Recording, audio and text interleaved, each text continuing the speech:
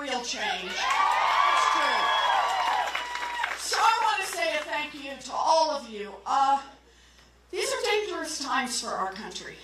And Iowa is going to have a big part in determining where we go next. And I am grateful to you for coming out on a Friday night to spend your time on this, to take this seriously, and to help our country. So thank you all for being here. I really appreciate it. I see you back there. Listen, can everybody hear me in the back row? Good. You always tell a school teacher, we keep an eye on the back row. Oh, we got some school teachers. Rowdy crowd when you got school teachers in them. I'm just telling you. We're going to do this. So I thought maybe I'd just tell you a little bit about myself, talk a little bit about what I think this whole 2020 should be about, and then take as many questions as we've got time for. So I actually want to start this with a little bit of a story. I grew up in Oklahoma, born and raised there. I have 3 older brothers, much older than I am. I was what used to be known as the late-in-life baby. My mother always called me the surprise. I was about 30 before it hit me what that meant.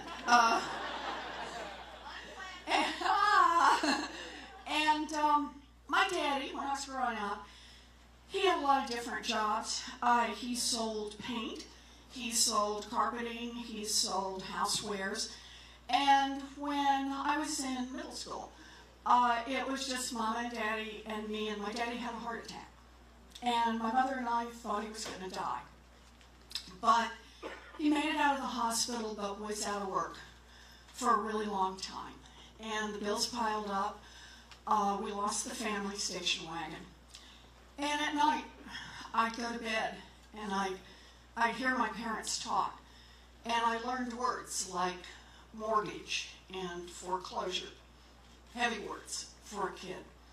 One day I walked into my parents' bedroom, and my mother was pacing back and forth, and on the bed was the dress. Now, some of you in this room know the dress. It's the one that only comes out for weddings, funerals, and graduations. And it was laid out on the bed, and my mother was walking back and forth in her stocking feet, crying and saying, "We will not lose this house. We will not lose this house. We will not lose this house." She was 50 years old. She had never worked outside the home, and she was terrified. But she pulled on the dress, put on her high heels, blew her nose and put on her lipstick, and she walked to the Sears, and she got a minimum wage job. And that minimum wage job saved our home, and it saved our family. And if you want to know who I am, that story is etched on my heart, and always will be.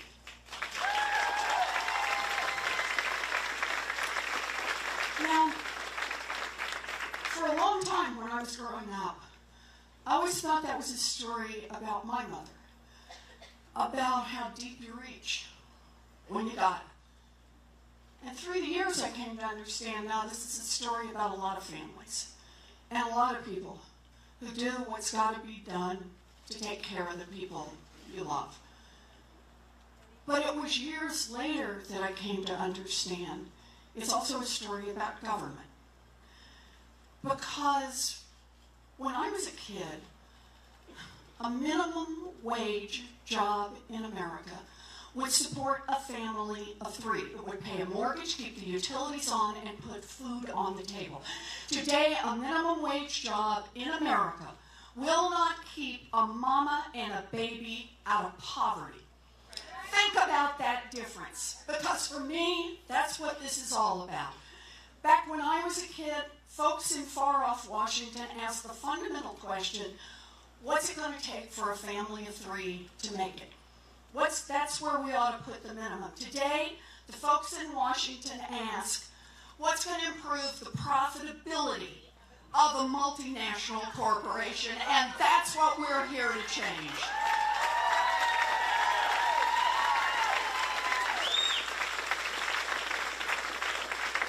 So, it was a bumpy path for me. I wanted, more than anything else, to be a public school teacher. I wanted that from the time I was little. But there was no money for college. I got a scholarship. Then I drop out of school at 19 and get married. Smart.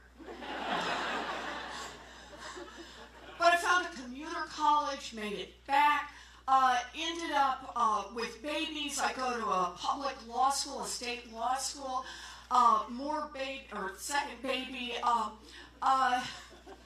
It's one thing after another. And then ended up in law teaching, back as a teacher, but on the law side of the house.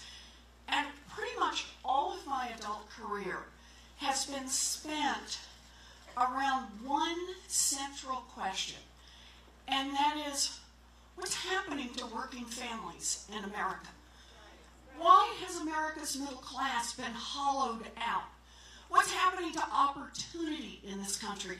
Why is the path so rocky for so many people and so much rockier for people of color? Why has this happened in America? And just think about how this works. The answer is not that people don't work hard. The answer is not that people don't try.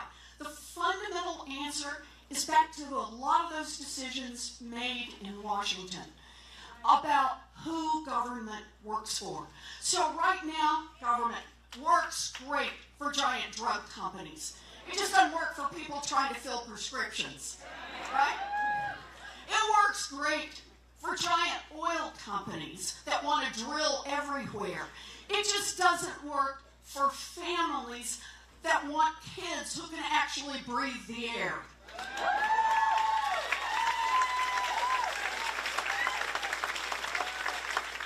It works great for giant financial companies like Equifax. It just doesn't work for people whose social security numbers get stolen. That's the difference in America. It is an America right now that works for the rich and the powerful. And we need to call that out for. Since 1980, GDP in this country has more than doubled. Our country has gotten a whole lot richer. But 90% of America, upper middle class, working poor, and the poor.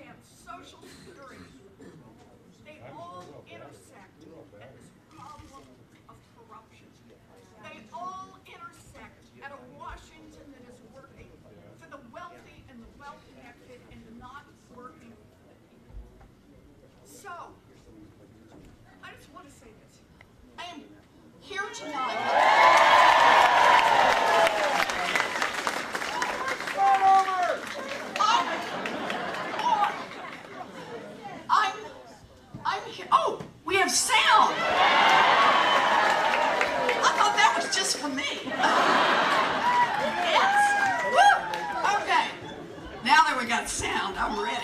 Okay. But we get to a good place in this because this part I want you all to hear for sure.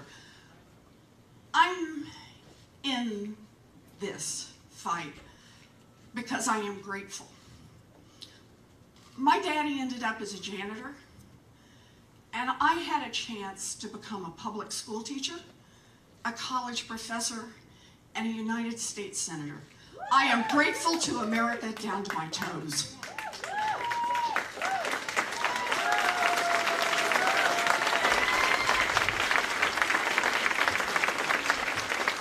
I am grateful, but I am also determined.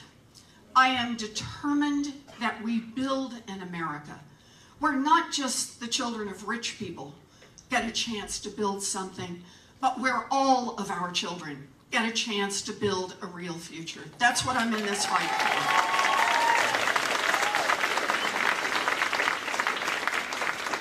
This is going to be a grassroots campaign. I'm here to ask every one of you to be part of this. Anything you can do. Volunteer, take a sign, pitch in $5, any part of it. Go to elizabethwarren.com. Join us in this, because this is about what we do together. I believe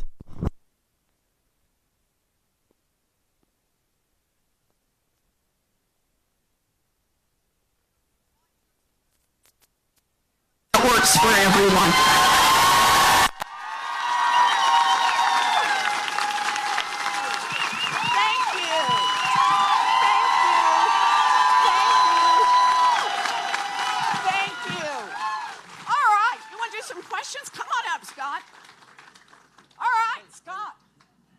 Hello, everybody. Scott. Hello, Scott.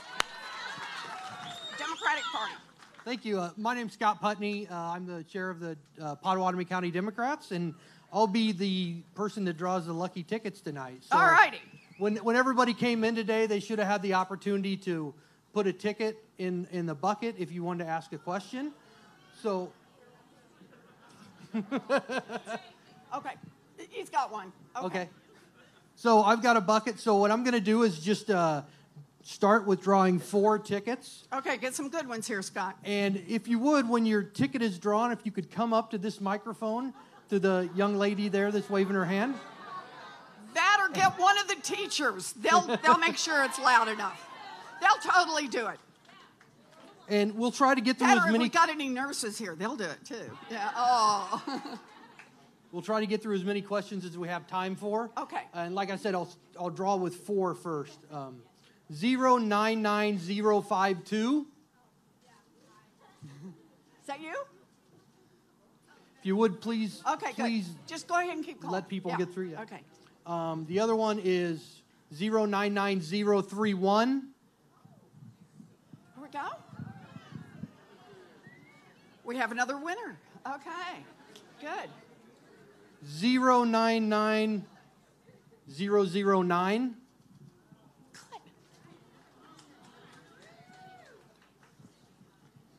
Good. And 015. How about that? That's close, Jeff. Okay. We got something to start us? Anybody have the 015? Yeah. Do we have 015? There we are. Okay. All right, we'll get better on the tickets. You got a T-shirt, though. Okay, the best one. All right, we ready? Hi. Hi, my name's Maria Nevada. I'm actually a student. Miranda? Maria. Maria. Yes, I'm actually a student journalist at the UNO Gateway. I'm the photo editor. All right. Don't have a fancy press pass, but my question is, in a time when there's the question of like the soul of the Democratic Party, like what do they need? What are we sort of all collectively looking for? If we are collectively looking for something, what is it exactly that you think the Democratic Party needs in this journey towards 2020, and what you are bringing to it that you think it needs at this time? So it's a great question, Maria. But I got to tell you, I'm not a career politician. I never thought I would be in public office. I never thought I'd run. I've been a policy person forever. But I never thought I'd run for public office. I never thought of this in terms of party politics. All I know is what pulls me into the fight. And what pulls me into the fight is that I got a chance as a kid. And that chance was because taxpayers invested in public schools. That's how I got my chance. K through 12, that's how I got my chance. I graduated into an economy that was growing, where we were making more and more investments in making that economy work locally, investments in infrastructure, investments in basic research, investments in the things that produce good jobs right here in America. And I believe in that. I have watched as year by year by year, the folks with the money, the folks who can hire the lobbyists, the folks who can hire the lawyers, the folks who can hire the bought and paid for experts, the folks who can pay for the think tanks, get into every decision that gets made in Washington. And time after time, they tilt the playing field just a little. And then just a little more, and just a little more. And sometimes they tilt it really big. Look at that tax bill that was passed a year ago. A $2 trillion giveaway to billionaires and giant corporations at a time when our kids are shouldering $1.5 trillion in student loan debt.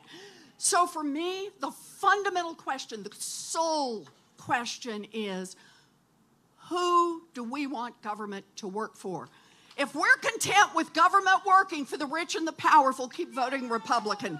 But if you believe that government ought to work for all of us, then I think that's what the Democratic Party should be all about, and that's what 2020 should be all about. I hope that's helpful, Maria. Thank you. You bet.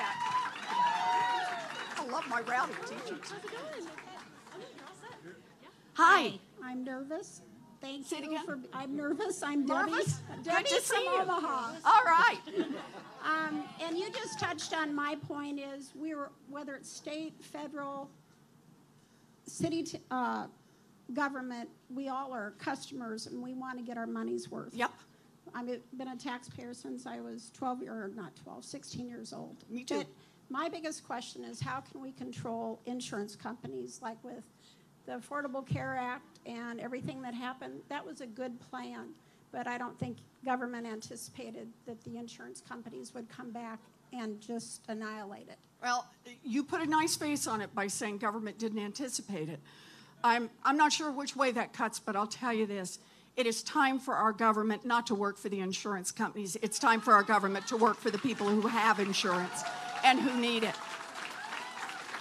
So I'm going to do this one in just 2 quick bites.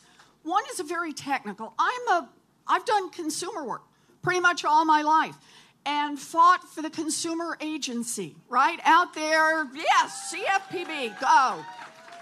But a big part of that was to say that giant financial institutions should not be able to cheat people on mortgages and credit cards and payday loans, and that's what that agency was about. I now have the same kind of proposal for insurance companies that says they shouldn't be able to trick you and trap you on their insurance policies, so it's back at it. The second part is just the big part.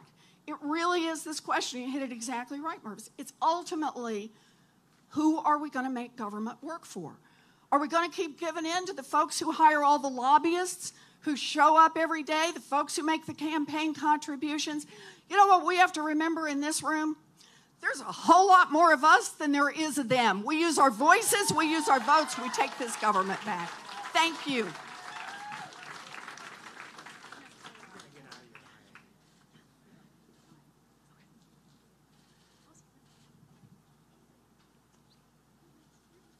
You got this one written down. I had to. That's okay. Senator Warren, Catherine Nicholson. I know. Hi, Catherine. Hi. Catherine was my student at the University of Texas a few years back.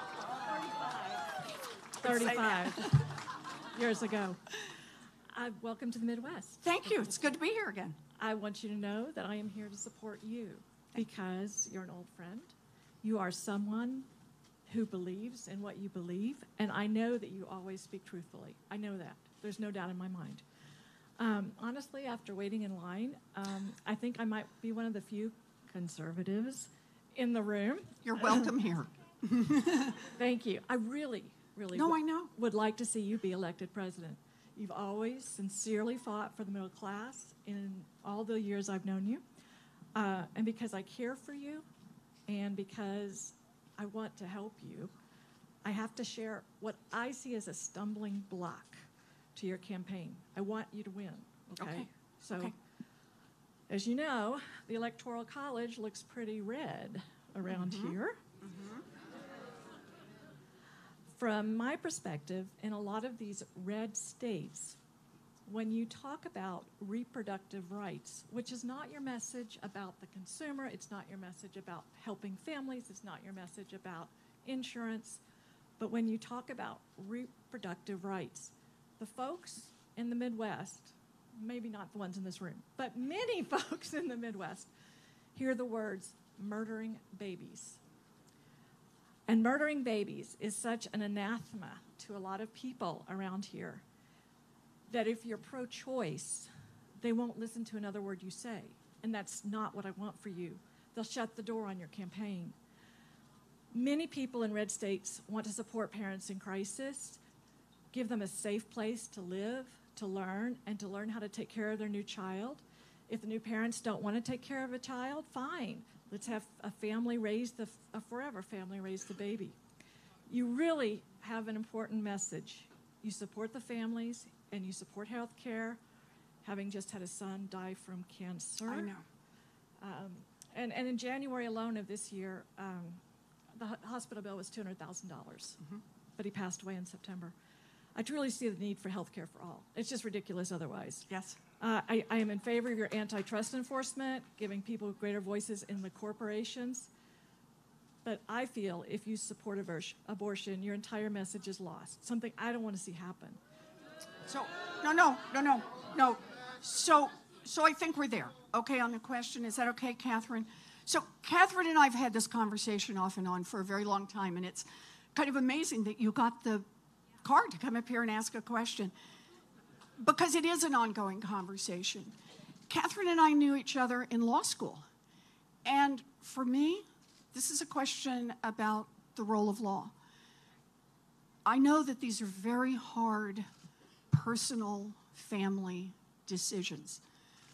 I think the role of government here is to back out. I think a woman makes a decision with her family, her priest, her doctor, the people the woman chooses.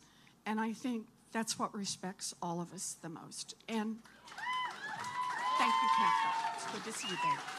Thank you. Thank you. Thank you. We got one more. Who do this? Got one more? I'm Ann Travis. I am a Ann? Ann. Hi, Ann. I am from Iowa. Ann? I am a retired public school teacher. Yay! I have concern for the safety of children. Yes. But my major concern is we are a divided nation. Yes. And how are we going to work across the aisle or between groups so we can become united again? What strategies or ideas do you have? So thank you, Ann. It's a Senator? whoop.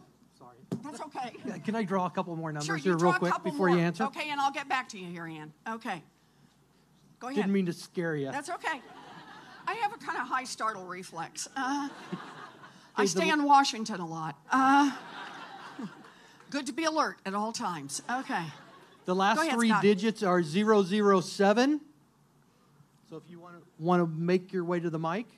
And 023. We got them? We got a couple more? And There we I am go. drawing these randomly. Are I'm you? not- Yeah, I don't have them. This is on Scott. Okay, so let's go back to Ann's question. Ann's question was about a divided nation and how we come back together. You know, let me say something about where we're headed as we start rolling into 2020. My view about this is that I want to be out there and talk about not just what's broken, but our affirmative vision for what we can build. Because I don't think it is a just progressives or just conservatives. Believe in a level playing field. Believe in a chance for all of our kids to be able to succeed and be able to thrive.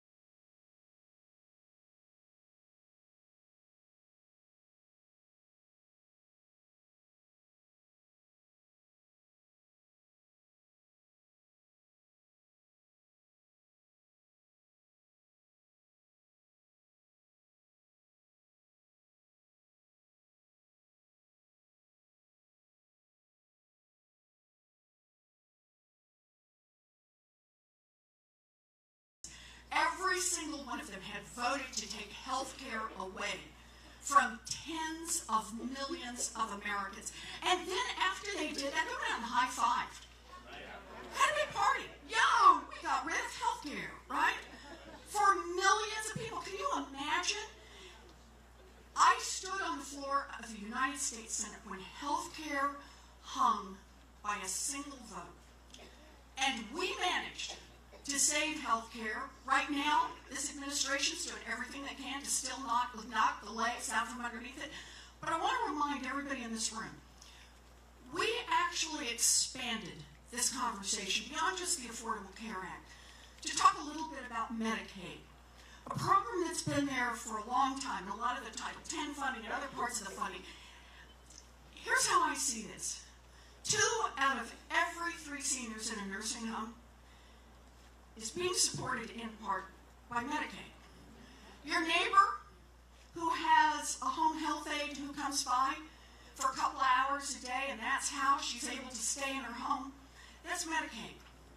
Your friend's adult child who has issues with mental illness and needs support, that's Medicaid. Your niece who had the baby who ran up $1 million in medical bills in the first month. And even though the parents have health insurance, all that special equipment the baby's going to need, all those special therapists, that's Medicaid. So here's how I see this. You want to understand America? Look at that program. Because what it fundamentally says about us as a people is we don't know whose grandma outlives her savings. We don't know who gets hit by a bus. We don't know who falls prey to mental illness. We don't know whose niece has the baby that needs $1 million in medical care. But what we do know is that as Americans, as patriotic Americans, we all pitch in some nickels, so if it happens to your family, all of the rest of us will be there. That's what Medicaid is.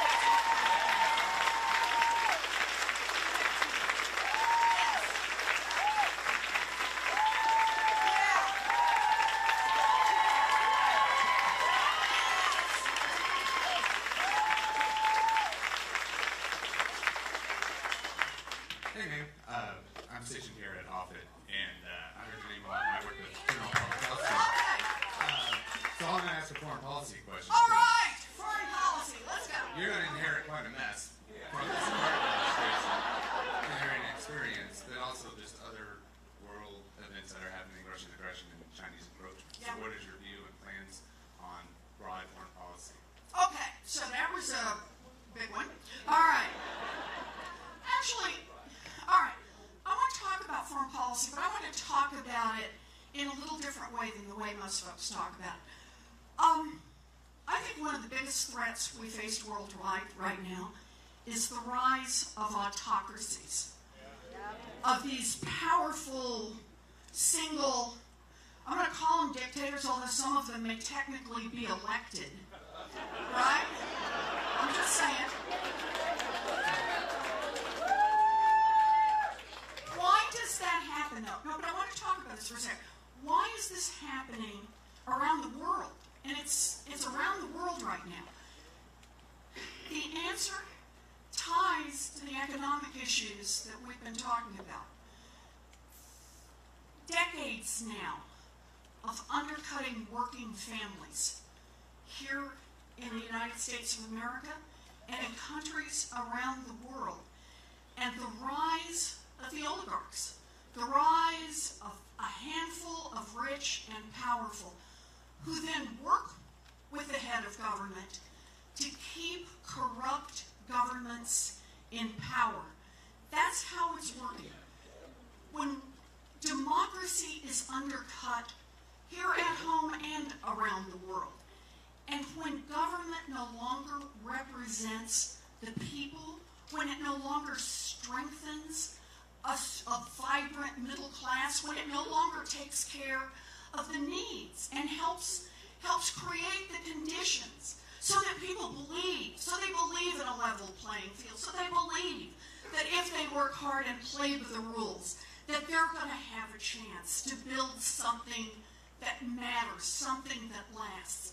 When we take the legs out from underneath that, autocracies go on the rise, and that is a direct threat to the security and safety of the United States and to people here in the United States and all around the world. So this economic message that I talk about is one that we not only need to live here in the U.S., we need to walk the walk around the world on this. This is what I believe in about the economics. I hope that's helpful as a starting piece. And let me just say one more thing. I believe that you should know the difference between your friends and your enemies.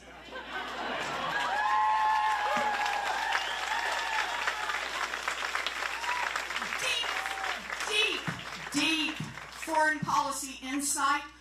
Work with your friends and keep your guard up against your enemies. All right, we have time for one more question. Make it a good one. So, 072.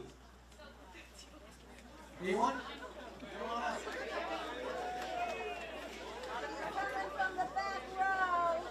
Okay, make this good. Can we get a question from outside?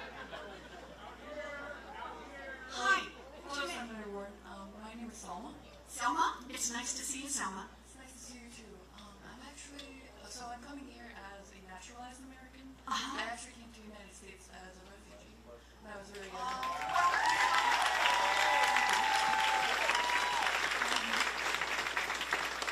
So my question centers on the role of refugee resettlement in the future and in your presidential plans. So as you know, Donald Trump has obstructed the flow of refugees into our country. And what plans do you have to rebuild the infrastructure that has been harmed in that process? So, excuse me, thank you, Selma, and I'm glad you're here. Can we just start with the basics of how we build a strong America? Immigration does not make America weaker, it makes America stronger.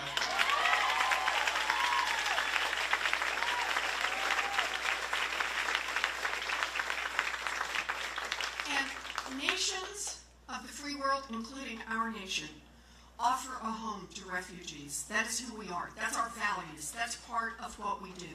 So let me start with the basics. We need comprehensive immigration reform. We had a bill, 2013. It had bipartisan support.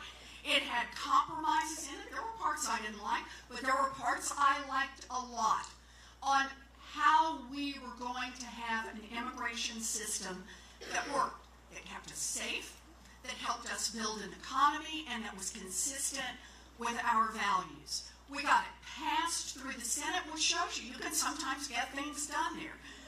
But then it went to the House, and the House Republicans killed it, and it has not come back since then. We cannot give up the dream of comprehensive immigration reform. For our dreamers, for our refugees, for America. So,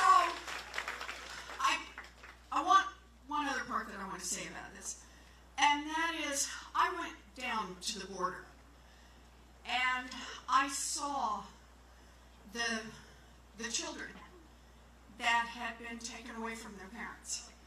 I saw cages full of women, cages, I mean, it was unbelievable. It was like a giant Amazon warehouse that was dirty. And as you came in, there was a cage of women, another cage of women, another cage of women, packed in, cages of men.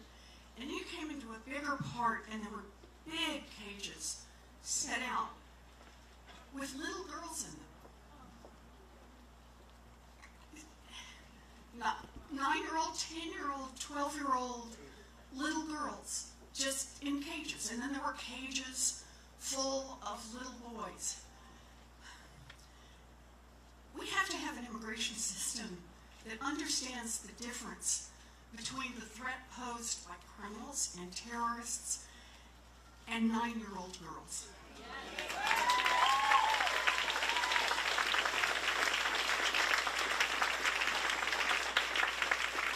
We need to be committed to a system that keeps us safe and a system that is consistent with our values.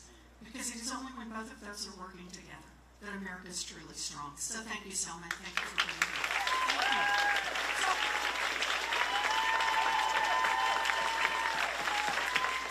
So, we're out of questions, right? You gonna wrap this up, or can I wrap this up? You can wrap it up. Oh, I'll wrap this up. I'm learning how to do this as we go along. So, let me start by saying thank you for being a great first night crowd.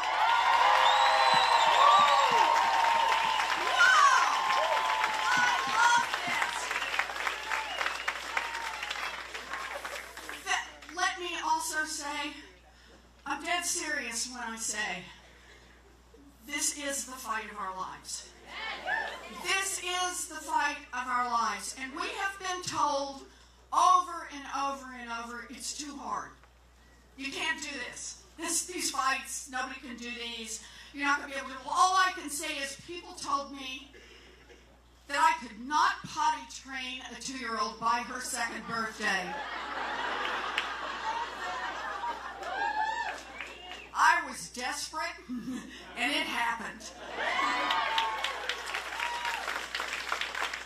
People told me that we could not get a consumer agency because the banks spent $1 million a day for over a year lobbying against it.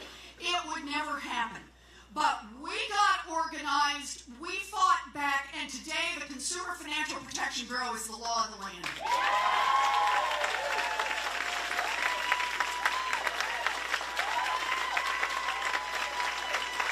But it's still there. You bet. You know, people told me that a woman couldn't be elected senator from Massachusetts. I am now the senior senator from the Commonwealth of Massachusetts.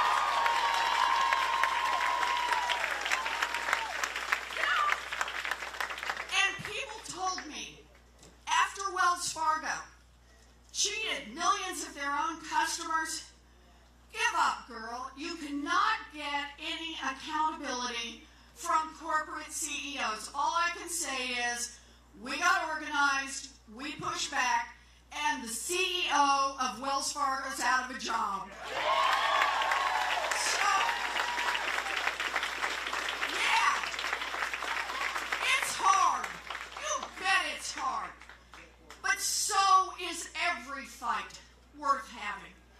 And we are an America that believes in coming together, believes in organizing hard, and believes in fighting back. The abolitionists, the suffragettes, the labor movement, the foot soldiers in the civil rights movement told over and over what wasn't possible. But they got organized, they persisted, and they made change.